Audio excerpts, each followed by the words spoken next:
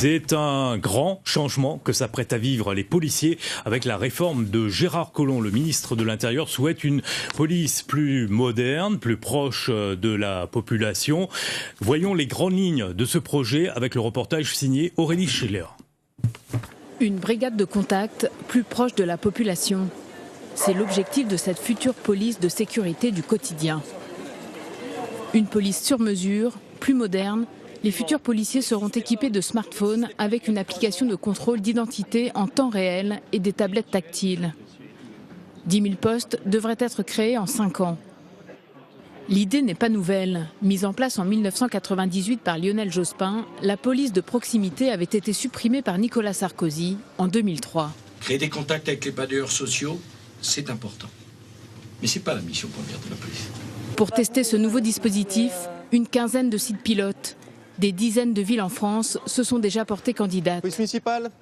Une question subsiste cependant. La future police de proximité sera-t-elle préventive ou répressive? Les premières expérimentations sur le terrain auront lieu dans les prochaines semaines. Oui, et notre département devrait être concerné par cette réforme. Bonjour Gilles Klein, vous qui faites partie du syndicat SGPFO, ça y est, vous avez reçu vous aussi votre smartphone pour faire policier branché? Alors j'ai envie de vous dire que avant de penser à nous donner des smartphones, qu'on pense déjà nous donner un simple stylo et des véhicules en bon état de fonctionnement, roulants. Et je peux vous dire que ce n'est pas le cas au moment même où je vous parle dans tous les services aujourd'hui. Que faut-il entendre dans ce projet? Police répressive ou alors police préventive? Écoutez, j'ose espérer qu'elle sera à la fois préventive et répressive, parce que force est de constater que dans le passé, l'une ou l'autre, sans les deux parties, ça n'a jamais fonctionné. La police est à la fois préventive, mais également répressive. Quelle action pourrait être menée ici à La Réunion avec cette nouvelle police? Écoutez, on entend parler de PSQ. La PSQ, c'est quoi? C'est la police de sécurité au quotidien. Aujourd'hui, que ce soit les autorités, que ce soit les policiers, on ne connaît absolument rien d'autre de la police de sécurité du quotidien. On nous parle de nous rajouter des missions. Nous sommes déjà en train de lutter pour nous enlever les tâches indues. Garde-préfecture, garde d'hôpitaux, donc garde de détenus à l'hôpital. C'est qu'on nous retire déjà ces missions-là, puisque aujourd'hui, sans PSQ, sans mission supplémentaire, il nous manque 100 policiers à l'île de la Réunion pour intervenir dans des conditions normales.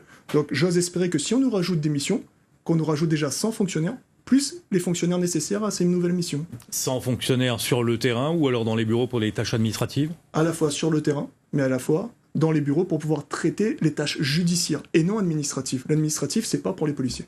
10 000 postes seront créés en 5 ans.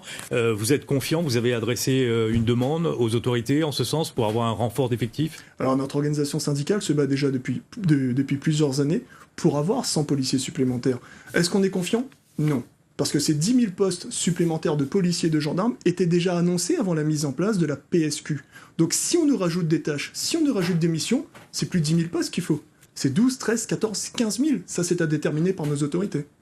Merci beaucoup Gilles Klein. Bien évidemment, nous allons suivre la présentation de ce projet dans la journée par le ministre de l'Intérieur et on en reparle dans nos prochaines éditions. Merci pour cette première réaction.